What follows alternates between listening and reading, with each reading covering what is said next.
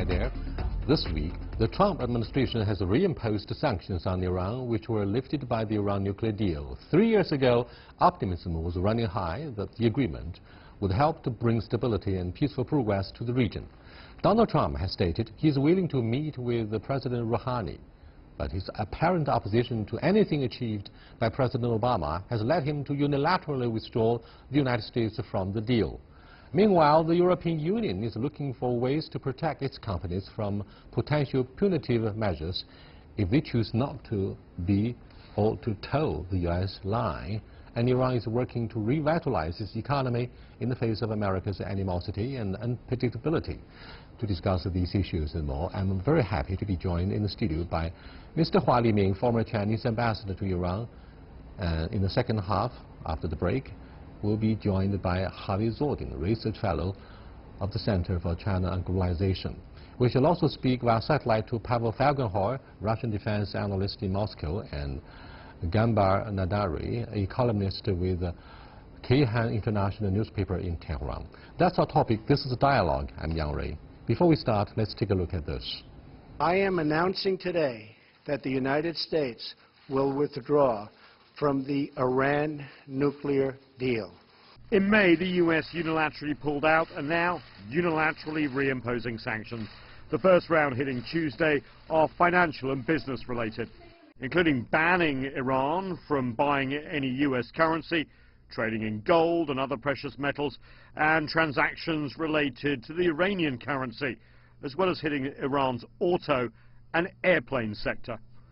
But the news tightens even more on November 5th when sanctions will be slapped on energy, including port operators, shipping, shipbuilding sectors, any petroleum-related transactions, and transactions by foreign institutions with the Central Bank of Iran. The White House says the offer of direct talks between the U.S. President Donald Trump and Iranian President Hassan Rouhani still stands, but there will be no sanctions relief ahead of any meeting. Responding, Iran's president says the U.S. is the one that's walked away from the table. Trump and his government are the ones who have rejected negotiations and have turned their back on diplomacy. What he is doing is against the Iranian nation and against the national interest of Iran. Iran is ready for diplomacy if there's honesty in the process. The U.S. says its policy is already working, citing the fall in the Iranian currency and domestic protests over economic conditions in Tehran. Denying that it's working to achieve regime change in Iran, Washington says it wants a change in regime behavior. But the economic noose is tightening, and Washington says it aims to cut Iranian oil exports to zero by November. In reaction to U.S. pressure, China and other nations have vowed to continue buying Iranian oil. From Europe to Asia, nations say it is the U.S. that is putting international security in jeopardy by pulling out of the Iran nuclear deal, which all other signatories except Washington say was working well. Iran has said it will respond. Things could escalate quickly. Nathan King, CGTN, Washington. Welcome to the discussion here in the studio. Ambassador Hua, we have been left deeply puzzled about the American foreign policy inconsistency. Look at what President Obama did right after he took office. He said to the Iranians, if you unclench your fist, you're going to have a friendly face from the United States. And he did receive an interview, if not from Tehran, at least about how to lift economic sanctions. President Donald Trump did exactly just the opposite, right? So why we had this dramatic different policy option? I mean, the rest of the world has been left deeply confused. And I'd like to have your thoughts on how we should deal with the unpredictability of American foreign policy. Of course, I'm sure Barack Obama has never been the friend of Iran. His policy to Iran has just been his thinking about his pivot to Asia, because during his presidency, Eastern Asia has been the center of the politics and economy of the world. And America, I think he was wise enough that the United States cannot afford to have invest heavily in the Middle East, and has to reduce their burden in the Middle East. So one of the big issues is Iran. So I think it was wise of Barack Obama to have to reduce the tension with Iran, and the center part of this reduction of the tension is to settle the nuclear program. And President Obama won Nobel Peace Prize for standing Yes. for a nuclear-free world. Yes. Perhaps Iran is one of the viable options on the table for him to ensure that in the post-Cold War era, no nuclear attacks whatsoever would occur. Now, let me cross over to Mr. Pavel Fagunhor, the Russian defense analyst. Hello, Pavel. What does President Donald Trump really want through a dramatic reversal of the Iran nuclear deal that has really left all the 6 parties, except for the United States, quite embarrassed? Well, Trump is doing more or less the same thing that he did with North Korea or with the European Union when recently Jean-Claude Juncker went to Washington and they had some kind of deal. He wants a deal. So he's rushing up pressure on Iran, hoping that Iran is going to cave in and agree to have direct talks, and then there's going to be maybe some kind of deal and that can be sold to the American people as big concessions. And of course there is in Washington very much dislike of what Iranian policy is in the region. That the nuclear deal did not curtail that. On the contrary, it gave more resources for Iran to pursue a very aggressive policy in the Middle East and to continue to work and produce long-range ballistic missiles, and that should be somehow corrected.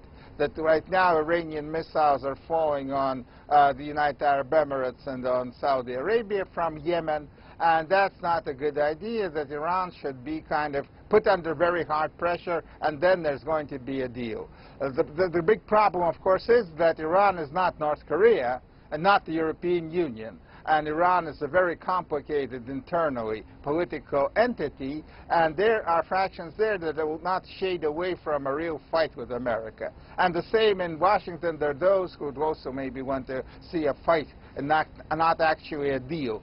Trump may want a deal, but I'm not sure that John Bolton also wants a deal. So this is a very complicated situation that could get out of hand much worse than the North Korean situation or the trade war with the European Union. We could have good deals and bad deals, and in the latest dramatic development concerning the process of denuclearization in the Middle East, I'm afraid, from the Iranian perspective, you have good guys and bad guys, with America being singled out as the public enemy #1 for Persians. I'd like to ask Gambar, are you confident enough to persuade the European Union that the renewed economic sanctions will not seriously hurt the Iranian economy, unless you can make sure that the economy will be protected with the defiance of the European Union against the decree of President Trump?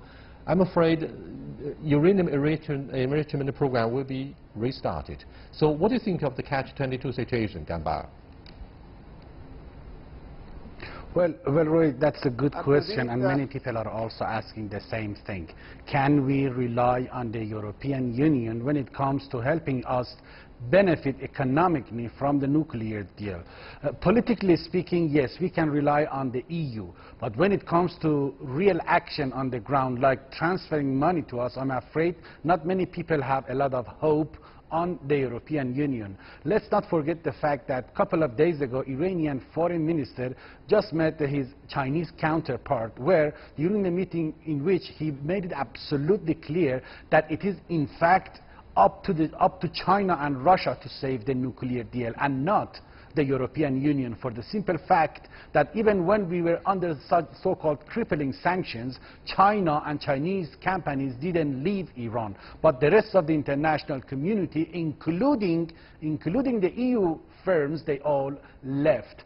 So that experience tells us that at the end of the day, we should never put all our hopes on the European Union when it comes to protecting the nuclear deal, let alone benefiting from it economically. And don't forget the fact that many European giant energy companies have already decided to leave the country, like Total, like Peugeot, Renault. So these car makers and energy giants, if they decide to leave, I don't think that Europe is going to be able to force them to return to Iran. At the end of the day, it's all about China, China, China. We should trust China. We are more than ever confident that we can continue our partnership with Chinese and, of course, Russian companies. But I'm afraid the danger is that China is facing an all-out trade war with the Americans at this defining moment of the bilateral relationship across the Pacific Ocean.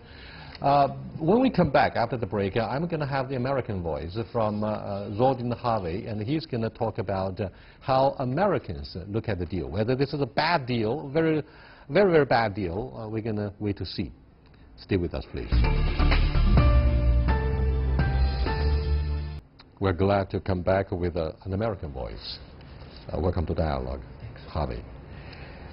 President Donald Trump says he's going to meet with the Iranian President Rouhani. What does he mean? Well, he said he's willing to meet with them. President Rouhani has not agreed to that yet. But he did meet with Mr. Kim Jong-un from the DPRK, so he's known for honoring his campaign commitments, all right? Yes, and the reason why is he has a great self-regard for his ability. He thinks that he can sell ice to the Eskimo or coals to Newcastle, that he's so good. And so he'll take these meetings trying to convince the other side that he's right and they're wrong. I don't think it works that way, but I do think that talking is better than fighting. And I do think that if there is such a dialogue, there's also the possibility, as happened with the Kim-Trump show in Singapore, that Trump would declare victory and then let the issue go quiet for a while, in spite of the fact that North Korea seems to be engaging in some problematic behavior. So I think he could meet with them, and I think it's a great idea. Well, what makes the Iran nuclear deal very different from DPRK is the issue of CVID.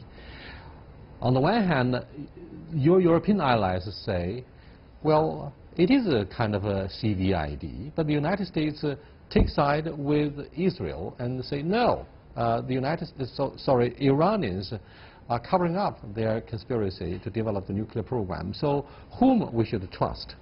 Ambassador Huang. You see, the withdrawal of the United States from the JCPOA actually is a very heavy blow to Iran, to Iranians' dignity, as far as I know Iranians.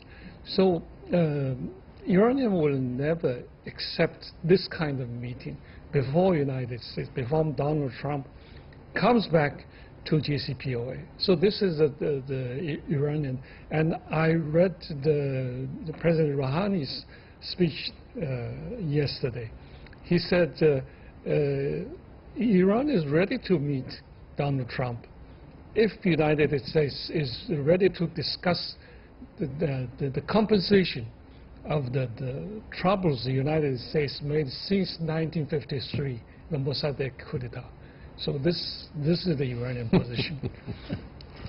Well, Iranians also threatened to block the Hormuz Strait.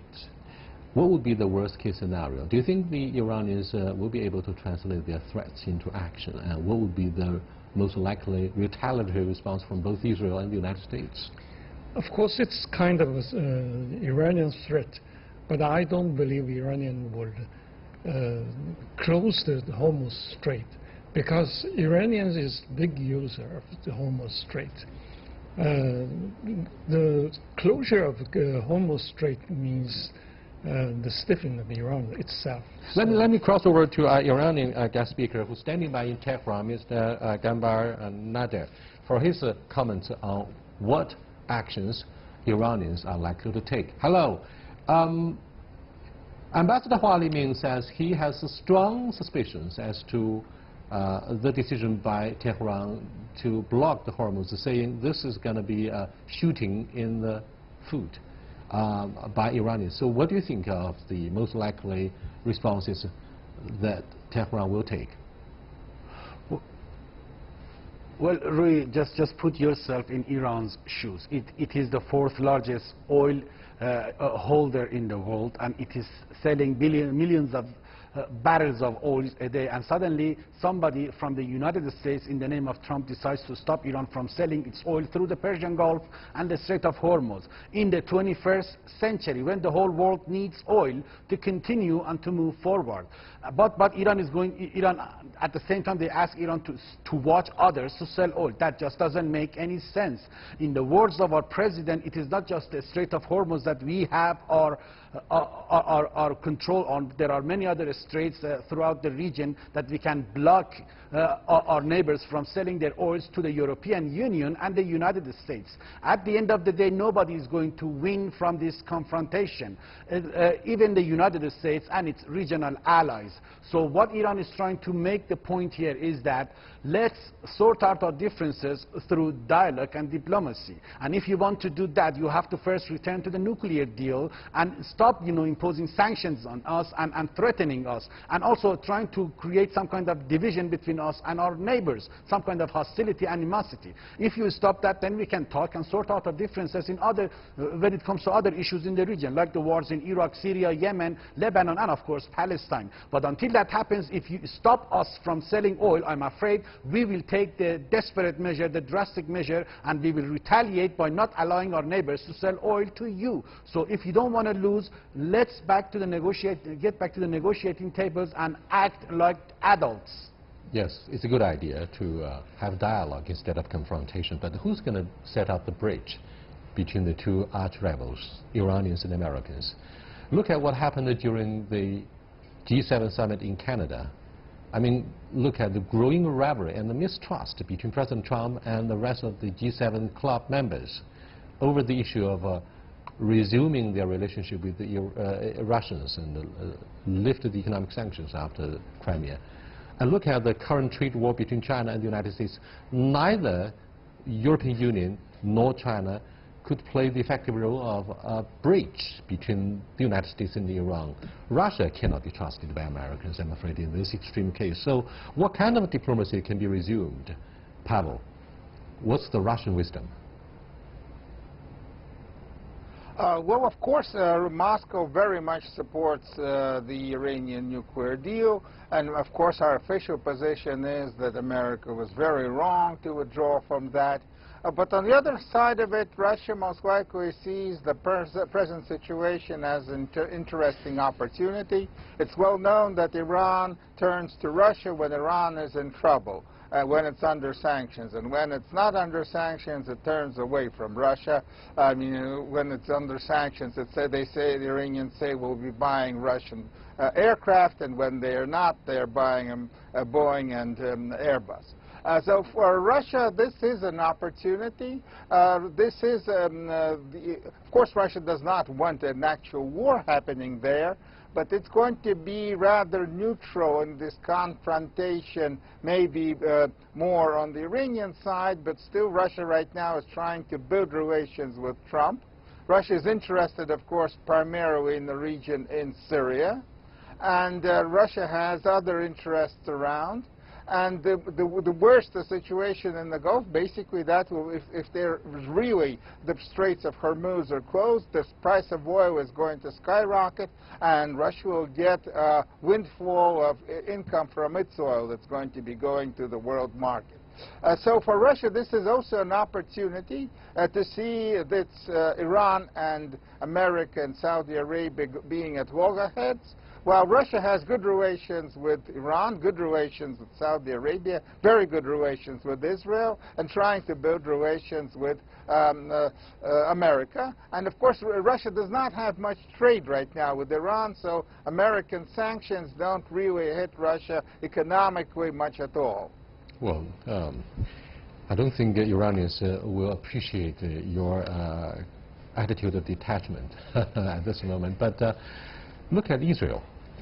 I've heard reports that Israeli Air Force has attacked the alleged missile launch base in Syria. Israelis are obsessively concerned that the Persians will set up their missile launch pads inside Syria to launch missile attacks from inside Syria. Now, obviously, the alleged Persian missile site is in the category or area of responsibility of the Air Defense Identification Zone of the Russian Air Force. Therefore, what do you think of the prospects of having an immediate act of hostility between Israel and Iran inside Syria? I mean, do you think this is going to be a proxy war? I understand when this happened a few months ago that there was a conversation between Prime Minister Netanyahu and President Putin, and this quieted things down, but bad things could happen in the future. You talked about Israel. I think Israel is the tail of the dog that's wagging the American dog.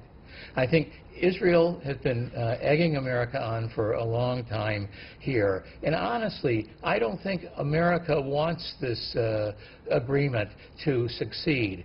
He has two recently minted advisors in his Secretary of State and also his National Security Advisor.